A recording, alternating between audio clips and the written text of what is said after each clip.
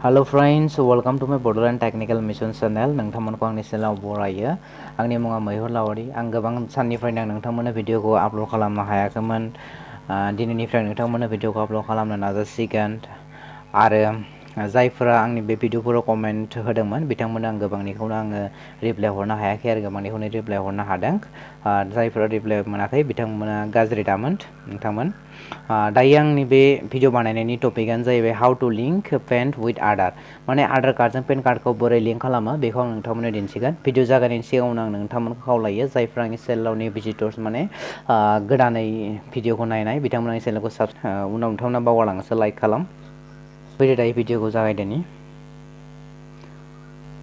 फैदो नोंथांमोना बेखौ लिंक खालाम लाथार। आं डिटेल्स गासैखौबो दिन्थिलांगोन। The supreme court has allowed linking of PAN with Aadhaar. माने सुप्रिम कर्टआ माने एल' होबाय जे बेखौ पेन कार्डखौ आधार कार्डजों लिंक खालामनायनि। दा बेवहाय बेनि लास्ट डेट दङ सेप्टेम्बर 30, 2019आव माने बेखौ आधार कार्डजों लिंक खालामनाया लास्ट डेटआ बे सिमालासे।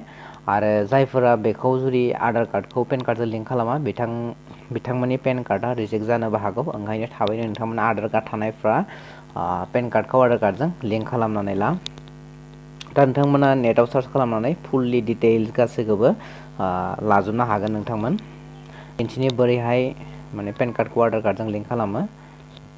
नोंथांमोना क्रम ब्राउजार ला। क्रम ब्राउजारखौ अपेन खालामनायनि उनाव सार्च खालाम इ-फिलिं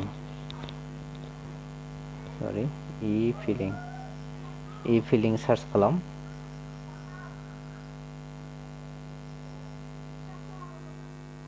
इ-फिलिं सार्च खालाम। नोंथांमोना बेवहाय गोजौनि थ्रि डटखौ नुदोंना? बे थ्रि डटआव खेबसे क्लिक खालामनाबानो जाबाय कम्पिउटार मदआव। मबाइल हें मारिदों नोंथांमोन। आरो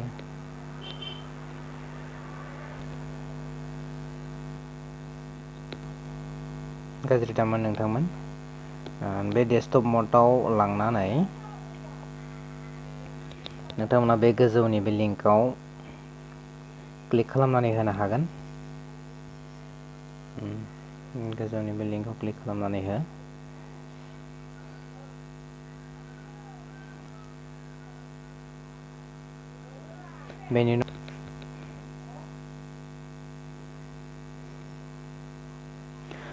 बेनि उनाव बेखौ जुम खालामनानै लिंक आधारखौ नुदोंना? लिंक आधार बेवहाय दा क्लिक खालामो। बे क्लिक जानाय नङा मानो होनबा बेवहाय सिगाङाव मोनसे पेज दोङो। बे पेजखौ दानना लाग्रोनांगोन जोङो।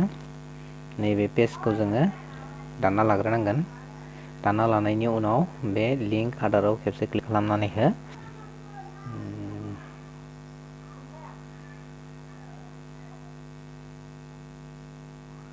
बेनि उनाव बेबायदि इन्टारफेस नुनो मोनगोन। बेवहाय पेन नाम्बार आरो आधार नाम्बार ओमफ्राय नेम एज पार आधाराव जि नाम दङ बेखौ नोंथांमोना दा आंनि पेन कार्ड आरो नेमखौ फिलआप खालामग्रोना लानि। दसे सम आङो भिडिअखौ पज खालामना लानि नङाब्ला भिडिअआ जोबोद गोलाव जागोन।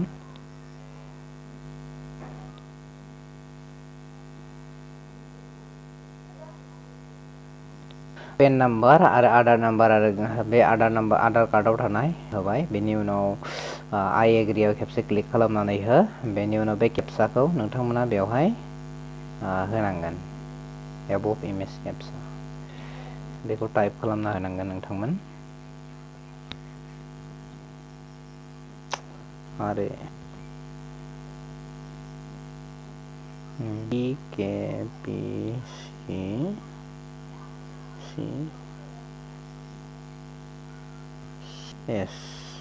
बेनि उनाव नोंथांमोना रिकुवेस्ट अटिपि खालामनाङा। बेवहाय लिंक आधार नुदोंना? बे लिंक आधाराव खेबसे क्लिक खालामनानै हो। बेवहाय नोंथांमोना नुनो मोनदों your request has been sent to UIDAI for validation of Aadhaar. Please check the status later by clicking on link Aadhaar. The बेवहाय पेन कार्डखौ आधार कार्डजों लिंक खालामनाय जाबाय नोंथांमोन। दा आं बोरै चेक खालामो बेखौबो आं नोंथांमोननो दिन्थिगोन।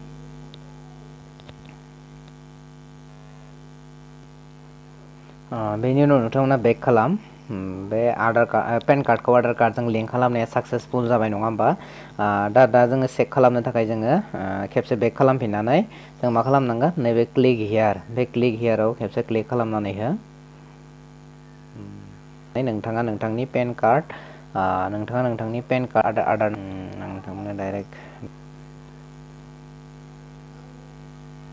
गाज्रि मोना नोंथांमोन मबाइला हें मारिदों BXTPB 2449F 9F बेनि उनाव आधार नाम्बार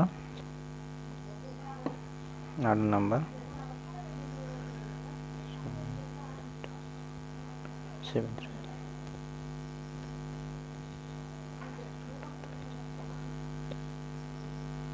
बेनि उनाव टाइप खालामखांनायनि उनाव भिउ लिंक आधार स्टेटास बेवहाय खेबसे क्लिक खालामनानै हो